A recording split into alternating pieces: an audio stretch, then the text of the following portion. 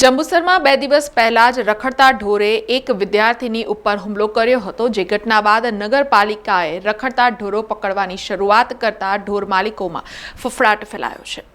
જંબુસરના રખડતા ઢોરોના કારણે સામાન્ય વ્યક્તિઓને ભારે મુસીબતનો સામનો કરવો પડે છે અને 2 દિવસ પૂર્વે જ એક ઢોરે વિદ્યાર્થીની પર હુમલો કર્યો હતો, જેમાં વિદ્યાર્થીની ગંભીર રીતે ઈજાગ્રસ્ત થઈ હતી। આ ઘટના બાદ સ્થાનિક રહીશોમાં નગરપાલિકાની કામગીરીને લઈને ભારે રોષ ફેલાયો હતો। આજે અચાનક જંબુસર નગરપાલિકા એક્શન મોડ પર આવી હતી અને રખડતા ઢોરો પકડવાની કામગીરી કરીને 4 જેટલા પશુને પકડી લેવામાં આવ્યા હતા।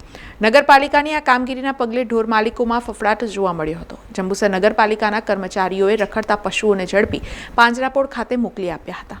સમાચારોના સતત અપડેટ માટે TNN ન્યૂઝને YouTube પર સબસ્ક્રાઇબ કરી બેલ આઇકોન પ્રેસ કરો અને અમારી સાથે જોડાયેલા રહો Facebook, Instagram અને Twitter ઉપર।